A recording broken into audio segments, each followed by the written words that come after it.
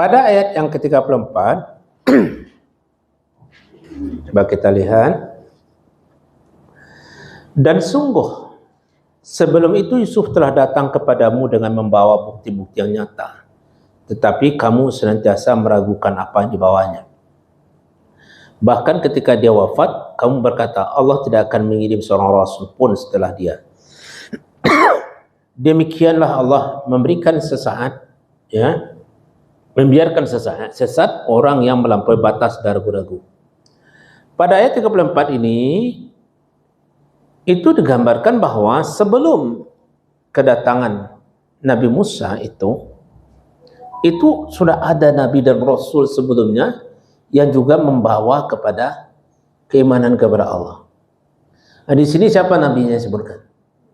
Nabi Yusuf. Jadi secara secara rangkaian sejarah, mana yang duluan kalau itu Nabi Yusuf atau Nabi Musa ini? Periode Fir'aun atau periode Nabi Yusuf?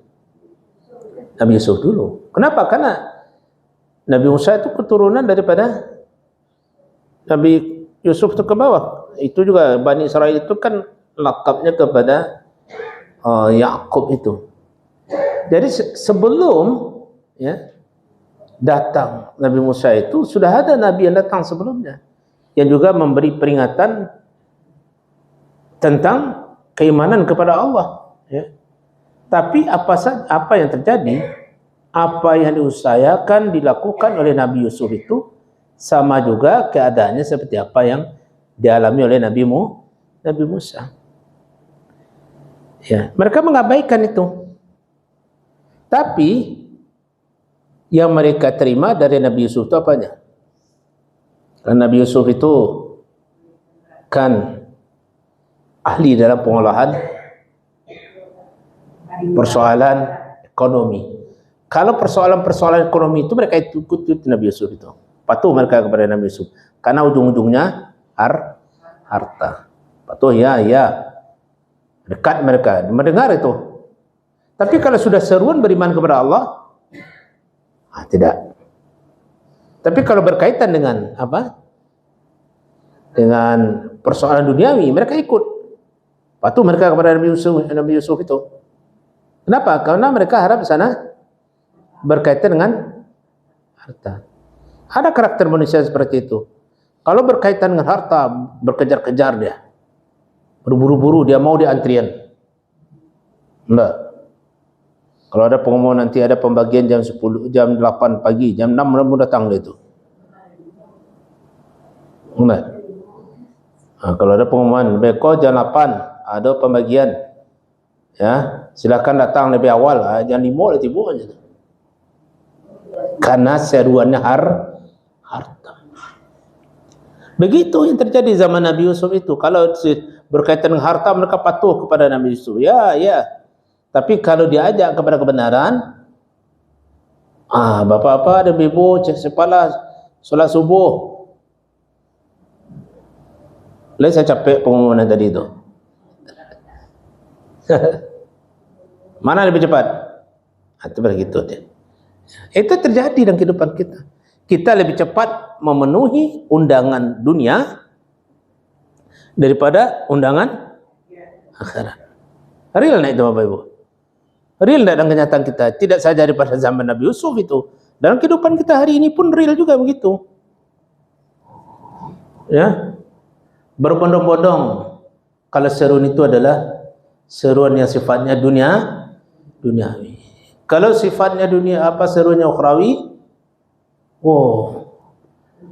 luar biasa beratnya, seperti menarik tulang dari daging. Berat. Nah, di sini ditegaskan, ya. Dan sungguh sebelum itu Yusuf telah datang kepadamu dengan membawa bukti-bukti yang nyata. Nabi Yusuf dibekali oleh Allah dengan mukjizat-mukjizat untuk meyakinkan kaumnya berimanlah kepada Allah, tapi tidak juga begitu keras membatunya hati mereka. Ya kan? Bahkan kalau kita kutip sedikit dalam Al-Quran, dalam surat Yusuf itu kan dikatakan satu kisah yang sangat baik, kisah yang sangat indah dalam Al-Quran itu, salah satunya kisah apa? Kisah Nabi Yusuf. Ya. Bagaimana perjuangan Nabi Yusuf? Salah satunya masalah penanganan masalah ekonomi. Ya. Tapi apa terjadi? Tidak juga mereka mau menerima itu. Sudah diyakin kalau Nabi Yusuf beriman kepada Allah, tidak mau juga. Bahkan mereka mengatakan ketika Nabi Yusuf itu sudah wafat, apa kata mereka? Tidak akan ada lagi Nabi setelah ini. Habis. Ya. Artinya apa? Mereka tidak menginginkan ada orang yang datang belakangan untuk membimbing dan menunjuki mereka. Bapak Ibu berani. Jadi dengan demikian, kisah ini, penjelasan Al-Quran ini berkaitan dengan kehidupan kita. Masih ada di antara kita yang hati ini membeku, tidak mau dimasuki ruang-ruang kebenaran. Hati ini hanya bisa dimasuki ketika berkaitan dengan kepentingan dunia. Tentu Al-Quran ini tidak hanya sekedar menjelaskan masa lalu, ya, tapi juga menjelaskan, karena sifat Al-Quran itu kan solih di kulli zaman wa makan. Al-Quran itu untuk semua zaman, semua tempat akan selalu, bahasa kitanya life, hidup. Dan problem-problem kehidupan hari ini sungguhnya juga terjadi pada masa lalu. Dan problem masa lalu itu muncul lagi hari ini. Diingatkan kepada kita. Kenapa hati ini masih ada juga yang membeku untuk menerima kebenaran. Lebih mengutamakan seruan-seruan dunia. Dan kita sekarang jangan begitu. Itu real sekali hari ini. Cobalah Bapak Ibu tidak percaya. Ya, kita tidak bermaksud melihat sesuatu yang tidak baik, tidak maksud menyebut. Tapi begitu kita, seperti yang contoh tadi. Ya. Begitu ada pengumuman, jam bukanya, pembagiannya jam 8, jam berapa orang ngumpulnya? Cepat, duni. Tapi kalau seruan hayya 'alas sholahnya, jam berapa ngumpulnya? Sudah muqamat baru kita datang. Ya. Demikianlah Allah membiarkan sesat orang-orang melampaui batas dan ragu-ragu. Hidup ini kalau berada dalam keraguan, kita akan berada pada kesesatan. Hati ini kalau ragu kepada Allah, maka kita akan tersesat dalam hidup. Ya. Maka hati ini harus satu kepada Allah. Tidak boleh bimbang. Ketika kita berada dalam persimpangan hati kita, maka itu adalah jurang kesesatan kita. Contoh saya Bapak Ibu dalam hidup ini. Kita menjalani hidup. Apa kata kita dalam hidup? Bisa tidak saya menjalani kehidupan saya ini? Kita berusaha, mungkin kan dapat rezeki. Itu berarti kita berada dalam kebimbangan, meragukan keberadaan Allah sebagai zat yang menjamin rezeki.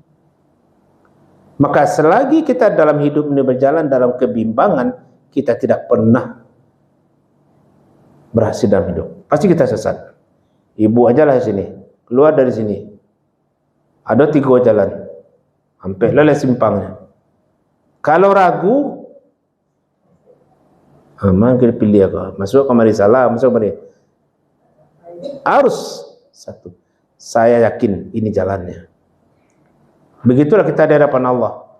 Kita bisa tersesat ketika hati kita tidak satu kepadanya. Pada ayat yang ke-35 dikatakan, orang yang sesat itu siapa? Itu orang-orang yang memperdebatkan ayat-ayat Allah tanpa alasan yang sampai kepada mereka. Jadi salah satu orang-orang tersesat itu orang yang memperdebatkan, itu maksudnya apa? Bisa kita katakan memperdebatkan ayat Allah itu ya banyak-banyak kilah lah. Banyak kilah itu maksudnya apa ya Bu?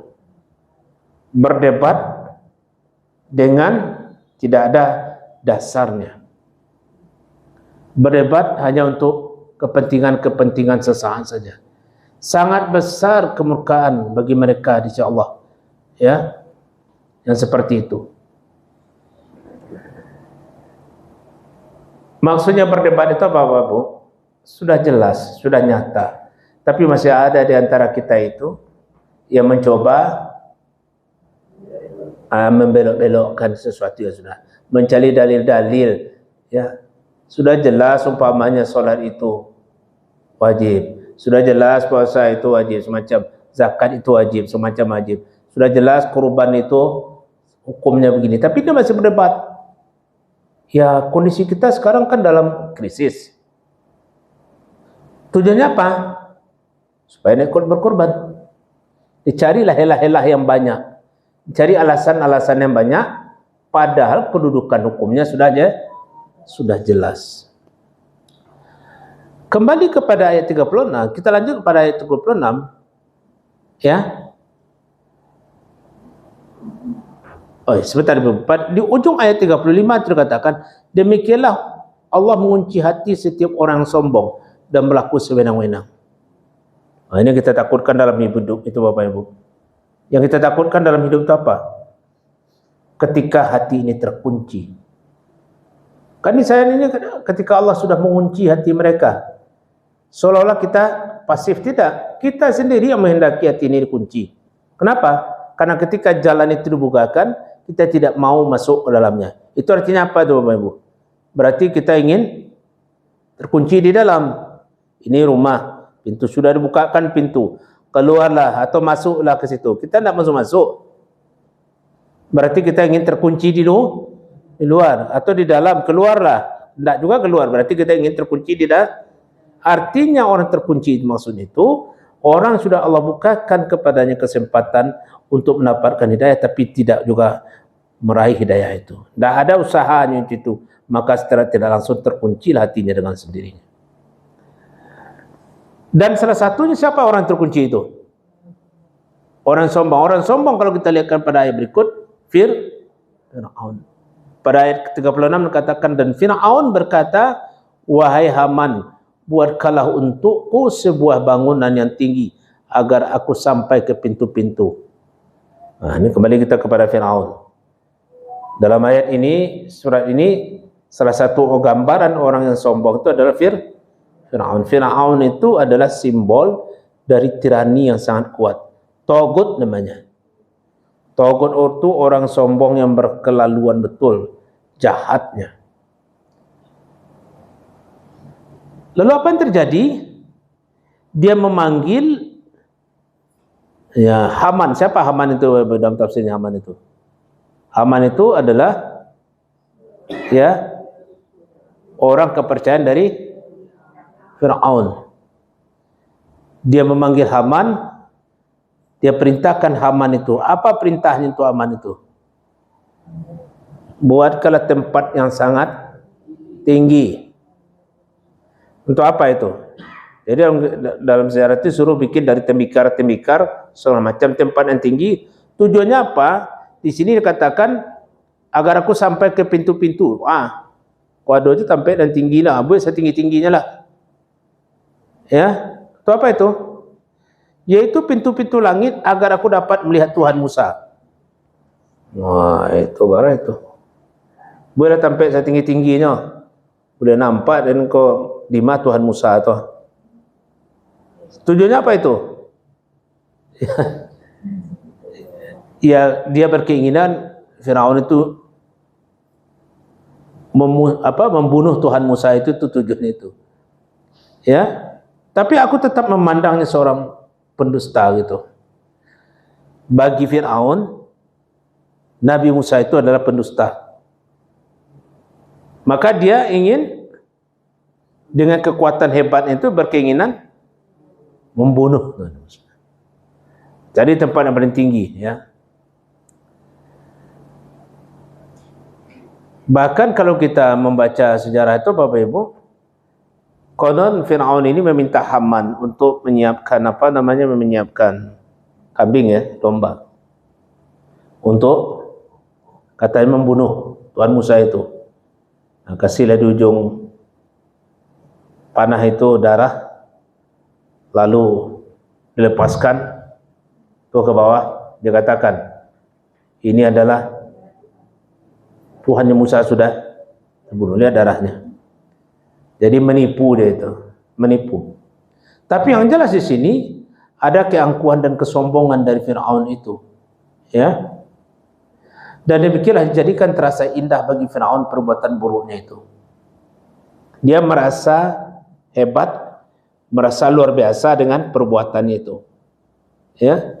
Dengan kejahatan-kejahatan itu yang dia lakukan, seolah-olah dia sudah melakukan sesuatu yang luar biasa.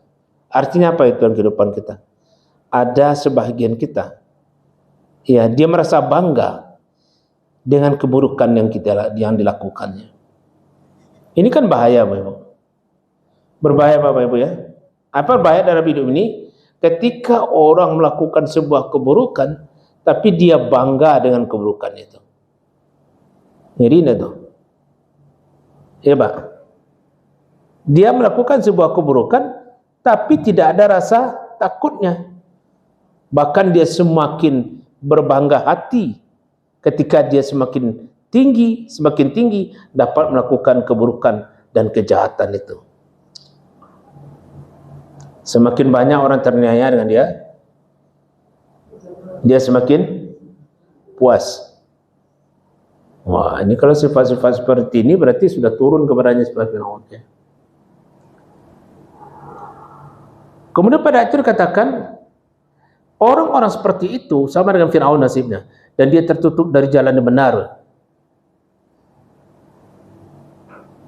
Nah, kalau kita sudah berada dengan keadaan jiwa yang seperti itu, sudah hendak sensitif lagi kita dengan kebaikan, berarti kita memang sudah berada dalam jalan kerugian. Nah, orang teraniaya, tidak ada rasa sensitif kita, tidak ada rasa kasihan, tidak ada rasa hibah. Berarti dalam ayat ini katakan kita orang yang sudah merugi sekali. Ya, ada. Di tengah-tengah itu, Bapak Ibu, di tengah-tengah kejahatan Firaun yang luar biasa itu, seperti yang kita sebutkan, ada orang yang beriman secara diam-diam. Apa itu? Dan dia mengatakan ketika itu, wahai kaumku, ikutilah aku akan menunjukkan kepadamu jalan yang benar. Ada rupanya yang beriman, ya, yang memberi ingat kepada Firaun itu dan mengajak kaum yang ada untuk ikut dengannya. Tapi karena pengaruh Firaun yang sudah sangat kuat, tetap saja tidak bisa. Bahkan dia mengatakan, wahai kaumku, sesungguhnya kehidupan dunia ini hanyalah kesenangan sementara, dan sesungguhnya akhirat itulah negeri yang kekal. Ada yang mengingatkan. Pengajaran apa di sini yang kita dapat, Bapak Ibu? Di tengah ganasnya kejahatan Firaun, tapi ada juga orang yang membawa kepada kebaikan. Artinya apa itu? Di tengah-tengah berbagai keburukan yang terjadi, kita harus tetap memposisikan diri sebagai orang yang tetap menegakkan kebenaran. Artinya, kita tidak boleh berdiam diri ketika melihat sebuah keburukan. Itu yang saya sebut di awal tadi, setiap diri kita mesti memiliki jiwa perjuangan. Setiap diri kita mesti menjadi seorang mujahid. Mujahid itu artinya apa? Orang yang berjuang menegakkan kebenaran. Maka di sini Rasulullah katakan, kalau kamu melihat kemungkaran, maka ubahlah dengan apa? Tangan. Tangan itu apa maksudnya, Ibu? Dengan ini, kekuasaan yang kita miliki. Kenapa dengan kekuasaan? Karena kekuasaan itu lebih cepat merubahnya. Dengan kekuasaan itu lebih cepat merubahnya. Ibu umpamanya, ibu sekarang taruh ibu sebagai seorang pejabat. Ibu melihat apa yang tidak baik di lingkungan. Memo dari ibu itu lebih cepat menghentikan. Saya ingin lingkungan ini bersih, kata ibu. Ibu pimpinan, langsung bersih itu. Begitu besarnya perubahan itu ada di tangan seorang yang memiliki power atau kekuasaan. Ya. Maka oleh sebab itu kekuasaan itu bisa menjadi sebuah ladang jihad bagi kita. Kalau kita mempergunakan dengan baik. Begitu ketika kita ada kekuasaan di tangan kita, hendaknya kekuasaan itu bisa menjadi alat untuk perubahan. Nah, jadi kalau kita kembalikan kisah dari ada seorang beriman di tengah-tengah kaum Fir'aun itu, menggambarkan di tengah keburukan-keburukan itu mesti selalu ada orang menegakkan kebenaran. Dan kebenaran itu dengan apa kita lakukan perubahannya? Dengan tangan. Tapi jangan zahir memahami. Main tampar seorang seluruhnya kan. Kau bahas kau, tampar kau, buang saruk kau ditampar kau. Tak boleh begitu. Kekuasaan. Perubahan yang lebih cepat itu terjadi dengan kekuasaan. Tapi kalau tidak sanggup, dengan apa lagi? Lidah. Tak berdaya kekuasaan dan nasihat. Kasih nasihat. Ajak bawa. Tidak juga didengarkannya. Tidak satu pun yang mempan. Minimal di hati kita ada keinginan untuk itu. Ya, untuk melakukan perubahan minimal dengan doa, ya Allah, semoga orang ini berubah, semoga ini berubah, semoga ini berubah. Intinya apa itu Bapak Ibu? Kita tidak boleh diam menghadapi sebuah kenyataan. Ya, tidak boleh diam melihat sebuah keburukan, walaupun kecil. Contoh sederhana, tidak usah skalanya besar-besar betul. Ini musim penghujan. Kalau musim penghujan, sifat air itu kemana Bapak Ibu? Mencari tempat? Tidak. Ibu lihat ada orang suka buang sampah. Keburukan tak tuh? Ubah. Kenapa? Kalau kita diam berarti kita sama dengan dia. Kenapa begitu? Ya begitu. Kalau kita mendiamkan berarti kita sepakat dengan dia. Sama juga kalau kita mengikuti gaya orang, maka kita sudah sama dengan dia itu. Betul ya? Sama juga kalau kita ada sebuah keburukan, diam kita tidak ada keinginan berubah, berarti kita mengaminkan keburukan itu. Tegur. Teguran pertama apa? Sampaikan kepada wewenang. Mohon ada sebuah pemberitahuan. Jangan buang sampah sembarangan. Tidak ada acukan kita. Nasihat. Tidak ada. Paling minimal di hati lagi. Tapi jangan di hati terus. Boleh babuek Ustaz. Tapi je doa aja terus. Itu paling di bawah tu. Ya, paling. Jadi tersisiplah kisah orang yang beriman di tengah-tengah kejahatan Firaun ini menggambarkan kita tidak boleh mendiamkan sebuah keadaan. Dalam bidang apa saja Bapak Ibu. Harus ada sebuah perbaikan-perbaikan yang kita lakukan. Kenapa? Kalau kita menemukan sebuah keburukan, kita tidak melakukan perbaikan, itu sama kita larut dalam keburukan itu. Maka pada ayat 40 dari ayat ini, artinya barang siapa yang mengerjakan perbuatan jahat, maka dia akan dibalas sebanding dengan kejahatan itu.